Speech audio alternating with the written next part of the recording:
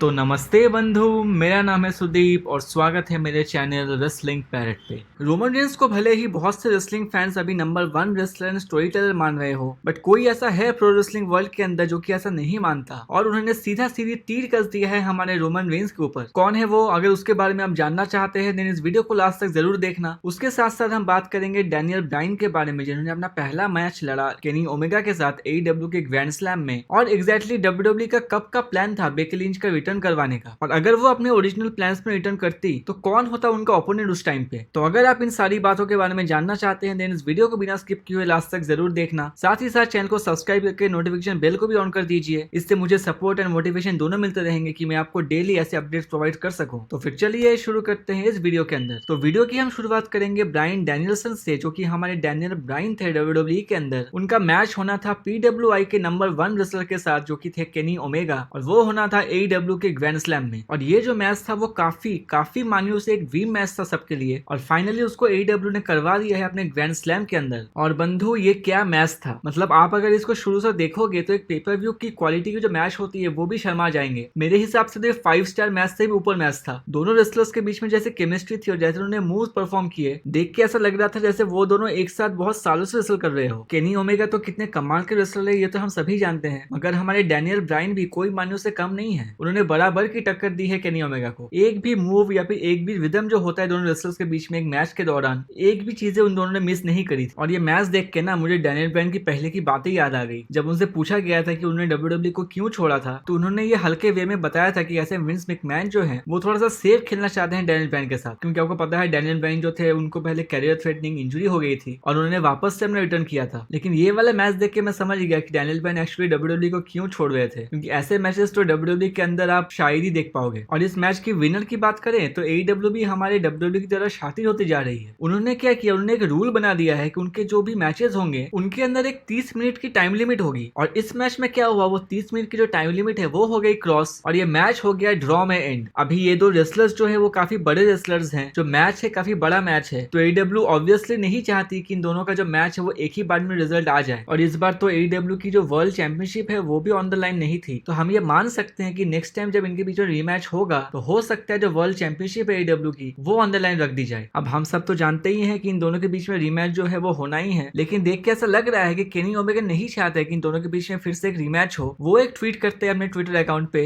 And gonna be no rematch, मतलब कोई भी रीमैच नहीं होने वाला। अब इन दोनों के बीच में रीमैच होगा या नहीं वो तो हम फ्यूचर में देखेंगे, बट इस बार जो ग्रैंड स्लैम के अंदर मैच हो चुका है उसकी वजह से पूरे ग्रैंड स्लैम को, उस वाले शो को व्यूअरशिप कितनी मिली है, क्योंकि आपको पता है ये बहुत ही बड़ा ड्रीम मैच ऑलरेडी अनाउंस था, तो ये बहुत इंटरेस्टिंग है देखना कि AEW को व्यूअरशिप मिली कितनी है। तो रिपोर्ट ये आ रही है कि AEW को इस हफ्ते व्यूअरशिप मिली है 1.273 मिलियन व्यूअर्स, और हम ये कह सकते हैं कि ये काफी डिसेंट व्यूअरशिप है। हम जानते हैं कि WWE के रॉ को अभी भी 1.6, 1.7 या फिर 1.8 के आसपास व्यूअरशिप मिलती है, जबकि WWE जो है और भी बहुत बड़ी कंपनी है, पॉपुलैरिटी और भी ज्यादा है, लेकिन AEW का इस टाइम पे 2 साल के अंदर 1.2, 1.3 व्यूअरशिप ले आना बहुत बड़ी बात है। अब ये तो हो गई टीवी की व्यूअरशिप की बात, लेकिन जहाँ पे एक्चुअली AEW हुई थी जो कि थी आर्थर आशी स्टेडियम में, उनको एक्चुअली कितना फायदा हुआ AEW के वहाँ पे शो करने पे। तो रिपोर्ट्स ये आ रही है कि वहाँ पे जो स्टेडियम था वो पूरा जैम पैक्ड हो चुका था, लगभग 20,000 के आसपास टिकट सोल्ड हुए थे। अब इस वाले नंबर से स्टेडियम के जो अथॉरिटीज है बहुत खुश तो हुए हैं, लेकिन माना यह जा रहा है कि वो लोग अनप्रिपेयर्ड थे कि अचानक से इतने सारे क्राउड कैसे आ जाएंगे। रिपोर्ट्स तो ये भी आ रही है कि मर्चेंडाइज सेल काउंटर में या फिर जो बियर या फिर स्नैक्स के काउंटर लगते हैं स्टेडियम में, वहां पे इतनी लंबी लाइन हो गई थी कि वहां के अथॉरिटीज को या वहां पे जो लोग थे वो लोग समझ नहीं पा रहे थे कि इतने सारे क्राउड को हैंडल कैसे किया जाए। मतलब ये जो सारी छोटी छोटी चीजें हैं वो सब इस तरह इशारा कर रही है कि AEW जो है सचमुच प्रो रेसलिंग की ऊंचाई पर चढ़ रही है। और WWE विंस मैकमैन, अगर आपने अभी भी AEW को कॉम्पिटिशन नहीं समझा तो पता नहीं फ्यूचर में कुछ ज्यादा देरी ना हो जाए। नेक्स्ट हम बात कर लेते हैं WWE के एक पेपर व्यू के बारे में जो कि WWE अपकमिंग कुछ टाइम पे रिवील कर सकती है, और वो है WWE का tables ladders and chairs TLC वाला पेपर व्यू। तो रिपोर्ट से ये आ रही है कि ये वाला जो शो होने वाला है WWE का, उसकी डेट निकल के आ रही है 19 दिसंबर को, और हो सकता है ये शिकागो में होगा। अब डेट के हिसाब से यही लग रहा है ये जो है सर्वाइवर सीरीज के बाद का शो होने वाला है, क्योंकि सर्वाइवर सीरीज नवंबर को होगा और ये वाला दिसंबर को होने वाला है। तो आप ये मान सकते हो कि आने वाले कुछ टाइम में WWE इस वाले शो को ऑफिशियल कर सकती है। आज की हमारी जो नेक्स्ट अपडेट जुड़ी हुई है वो है हमारे the man SmackDown women's champion Becky Lynch के बारे में। तो recently Becky Lynch, Drew McIntyre और कुछ अदर WWE सुपरस्टार्स यूके के टूर में गए थे, और और वहाँ पे बेकी लिंच ने एक मीडिया इवेंट के दौरान ये रिवील किया कि उनके जो ओरिजिनल प्लान्स थे रिटर्न के वो थे इस साल के रेसलमेनिया में, और वहाँ पे वो फेस करने वाली थी बेली को, और उसके लिए बेकी लिंच जो है रेसलमेनिया में बैक स्टेज भी मौजूद थी। लेकिन उस टाइम में जो है प्लान सही से काम नहीं कर पाई और बेकी लिंच का जो रिटर्न है वो अक्टूबर को पुश कर दिया गया, और अक्टूबर को होने वाला था WWE का ड्राफ्ट। तो हो सकता है बेकी लिंच हमें उसी टाइम रिटर्न करती हुई दिखती, लेकिन हमारे लिए सोने पे सुहागा तब हो गया जब साशा बैंक्स कम्पीट नहीं कर पाई समर स्लैम के दौरान, और उस टाइम बेकी लिंच को अर्जेंट से कॉल करके बुलाया गया था। आप मुझे कमेंट करके जरूर बताना कि क्या आप अभी के Bianca Blair versus Beki Lynch के फ्यूड से खुश हो, या फिर रेसलमेनिया के टाइम पे अगर बेली के साथ उनका मैच होता वो सही होता। हमारी जो नेक्स्ट अपडेट है वो फिर से जुड़ी हुई है बेकी लिंच के बारे में। तो आपको याद होगा ना कैसे 2018 में जब बेकी लिंच ने सर्वाइवर सीरीज के पहले रॉ में इन्वेशन किया था, उस टाइम हाथापाई के दौरान नाया जैक्स की तरफ से उनका जो नाक है वो ब्रेक हो गया था, और उसकी वजह से उनको सर्वाइवर सीरीज भी मिस करनी पड़ी थी। और हमने ये भी देखा था ना कि जब वो क्राउड में वापस जा रही थी तो उनका जो मुंह था एकदम खून से भरा हुआ, और वो हाथ फैला के ऐसे इशारा करी थी रोंडा राउजी को, और वो एक मोमेंट था जो कि काफी रेसलिंग फैन मानते हैं कि उस मोमेंट के बाद से ही बेकी लिंच जो है द मैन में कन्वर्ट हुई हैं, और उसके बाद से उनका जो एटीट्यूड है, उनका ऑरा है, वो एकदम से बदल गया है। तो रिसेंटली एक इंटरव्यू के दौरान बेकी लिंच उसी वाले इंसिडेंट के बारे में बात करती है, और वो इस चीज को एक्सेप्ट करती है कि कैसे वो उनके लिए एक ब्लेसिंग इन डिस्गाइज बन गया था, और वो मानती है कि हाँ एक्चुअली उसी इंसिडेंट के बाद उनके करियर में चेंजेस आने शुरू हुए थे। और वो ये भी कहती है कि कैसे उनको जो है नाया जैक्स को एक बुके देना चाहिए फ्लावर्स का, और उनको एक्चुअली थैंक यू कहना चाहिए, क्योंकि अगर वो ना हुआ होता तो शायद बेकी लिंच आज द मैन नहीं होती। हमारी जो आज की नेक्स्ट अपडेट जुड़ी हुई है वो जुड़ी हुई है एक स्टिपुलेशन के बारे में जो कि आप अभी WWE के अंदर नहीं देखते हो, और वो वाली मैच है हमारे अपने इंडिया के पंजाबी प्रिजन मैच। तो आपको याद होगा पहले जब खाली हुआ करते थे WWE के अंदर तब उन्होंने 2 पंजाबी प्रिजन मैच में रेसल किए थे, और उसके बाद हमने एक बार ये भी देखा था कैसे जिंदर महाल ने भी एक बार रैंडी ऑर्टन के साथ एक पंजाबी प्रिजन मैच में रेसल किया हुआ था, और उसके बाद हमने एक भी पंजाबी प्रिजन मैच की स्टिपुलेशन कहीं पर नहीं देखी है, और उसकी जो पॉसिबल रीजन है वो सामने आ चुकी है अभी। और जो सबसे बड़ा रीजन माना जा रहा है पंजाबी प्रिजन मैच के ना होने का वो है उनको बनवाने का कॉस्ट। तो Wade Keller pro wrestling podcast में बात करते टाइम में मैकर्थी ने ये डिस्कस किया है कि कैसे पंजाबी प्रिजन को बनाने का जो कॉस्ट है वो बहुत हाई है, और उसको बनवाने के लिए क्या करना पड़ता है कि एक सेपरेट ट्रक लाना पड़ता है, उसके अंदर जो बैम्बू है उसको भरा जाता है, और वो सारी चीजें इतनी हेवी हो जाती है और उसको करने के लिए इतना हाई कॉस्ट लगता है। तो WWE जो है उस वाले स्टिपुलेशन को अवॉइड करना चाहती है। रिसेंटली हमने सुना था कि जिंदर महाल जो है ड्रू मैकेंडायर के साथ एक पंजाबी प्रिजन मैच में फाइट करना चाहते थे, शायद वो समर स्लैम के अंदर, लेकिन वो जो है हमें देखने को नहीं मिला, और हो सकता है कि इसी रीजन की वजह से हमें वो देखने को नहीं मिला कि WWE इतना खर्चा नहीं करना चाहती थी। पहले जो बैम्बूज है उनको ले आओ, फिर उनको सही से बनवाओ, रस्सी देके उनको बांधो, ये सब जो चीजें हैं उनको करने के लिए बहुत पेशेंस चाहिए होता है, मैन पावर भी लगता है। लेकिन WWE की शायद ये थिंकिंग है कि ये सब करने से बेहतर है कि दूसरे जो वॉल लाइक स्ट्रक्चर्स है जैसे कि स्टील केज हो गए या फिर एलिमिनेशन चेंबर हो गए उनको हम यूज कर ले। अब ये सब रिपोर्ट सुन के तो मुश्किल ही लगता है कि हमें आने वाले कुछ टाइम में पंजाबी प्रिजन मैच देखने को मिलेगा या नहीं WWE के अंदर। हमें शायद स्टील केज या फिर एलिमिनेशन चेंबर से ही अपना मन भरना होगा। आज की हमारी जो फाइनल अपडेट जुड़ी हुई है वो जुड़ी हुई है एक ऐसे सुपरस्टार से जो कि रोमन रेंस को मानते ही नहीं है कि वो एक्चुअली चैंपियन है, और वो सुपरस्टार और कोई नहीं AEW के वर्ल्ड चैंपियन केनी ओमेगा है। तो जब से PWI की टॉप 500 रेसलर्स की लिस्ट निकली है जिसमें रोमन रेंस नंबर 2 पे है और केनी ओमेगा नंबर 1 पे है, तब से लग रहा है केनी ओमेगा और रोमन रेंस के बीच में या फिर उनके फैंस के बीच में थोड़ी सी ब्रॉल चल रही है। मतलब फिजिकल ब्रॉल तो नहीं चल रही है लेकिन जो वर्ड्स की ब्रॉल है वो जरूर चल रही है। तो टोक्यो स्पोर्ट्स से बात करने के दौरान केनी ओमेगा ने एक टॉपिक पर डिस्कशन किया कि क्या ऐसा कोई स्पेसिफिक रेसलर है जिनको वो AEW में देखना चाहते हैं। तो पहले तो केनी ओमेगा ने क्लियर कर दिया कि देखो टोनी खान जो है वो काफी सारे स्टार्स को लेटली AEW में ला रहे हैं, तो ऐसा कोई खास बंदा तो नहीं है जिनको मैं देखना चाहता हूँ, लेकिन अगर मुझे कोई एक नाम लेना ही है तो मैं नाम लूंगा रोमन रेंस का, और मेरे लिए एक बहुत अच्छी अपॉर्चुनिटी होगी कि मैं उनको बता सकूं कि एक असली चैंपियन देखने में क्या होता है। अब ये कुछ बहुत बड़े शब्द थे हमारे ट्राइबल चीफ का अगेंस्ट में जो कि केनी ओमेगा ने कह दिए हैं, और आप जरा एक बार सोचो कि अगर फॉरबिडन डोर्स ओपन हो जाती है AEW एंड WWE के बीच में और एक मैच सचमुच होता है जहाँ एक साइड है केनी ओमेगा और एक साइड है रोमन रेंस, तो फिर क्या आग लगने वाली है प्रो रेसलिंग वर्ल्ड में। अभी के सिचुएशन को देख के तो ये ड्रीम मैच ड्रीम ही लगता है, बट प्रो रेसलिंग में हम कहते हैं नेवर से नेवर, हम उम्मीद लगा के तो बैठ ही सकते हैं। तो जाते जाते मैं आपको कल की होने वाली स्मैकडाउन के बारे में थोड़ी थोड़ी अपडेट्स देके जाता हूँ। कुछ चीजें जो है WWE ने ऑलरेडी एडवर्टाइज कर दी है। सबसे पहले हमें एक इंटरकॉन्टिनेंटल चैंपियनशिप के लिए मैच देखने को मिलेगा हमारे किंग नाकामुरा और अपोलो क्रूज के बीच में। टाइटल चेंज के चांसेस यहाँ पे थोड़े से कम है और रीजन बिल्कुल साफ है, नाकामुरा अभी भी चैंपियन बने हैं। अगर अभी अभी उनको चैंपियनशिप ड्रॉप करना है तो फिर उनको चैंपियनशिप देने का मतलब क्या था। नेक्स्ट जो चीज एडवर्टाइज्ड है वो है हमारे हैप्पी कॉर्बन के बारे में। वो एक नया टॉक शो ऑर्गेनाइज करने वाले हैं जिसका नाम दिया जा रहा है हैप्पी टॉक। मुझे तो कोई खास इंटरेस्ट नहीं है इस टॉक शो के बारे में, देख के तो यही लग रहा है कि इसके अंदर जो केविन ओवेंस है वो आके इंटरप्ट कर सकते हैं क्योंकि उनके साथ उनकी फ्यूड चलने वाली है। और सबसे बड़ी चीज जो कल हो सकती है वो है हमारे डीमन बेलर अपीयर हो सकते हैं रोमन रेंस के सामने, क्योंकि हमने अभी तक एज सच कुछ देखा नहीं है डीमन बेलर और रोमन रेंस के बीच में। तो हो सकता है कि एक्सट्रीम रूल्स के मैच को और हाइप करने के लिए दोनों के बीच में कोई ब्रॉल दिखाई जाए या फिर कुछ तो दिखाया जाए। चैनल को आप कल मॉनिटर करते हैं ना, क्योंकि मैं आपको स्मैकडाउन से जुड़ी हुई सारी हाईलाइट्स बता दूंगा। तो आज की ये वीडियो यहीं तक की थी। अगर आपको ये पसंद आई हो तो इसको लाइक या शेयर करना ना भूले। इसके साथ साथ चैनल को सब्सक्राइब करके नोटिफिकेशन बेल को भी ऑन कर दीजिए ताकि आपको रेसलिंग से जुड़ी हर न्यूज, अपडेट्स और इवेंट्स की जानकारी इस चैनल पे मिलती रहे। तो ठीक है बंधु,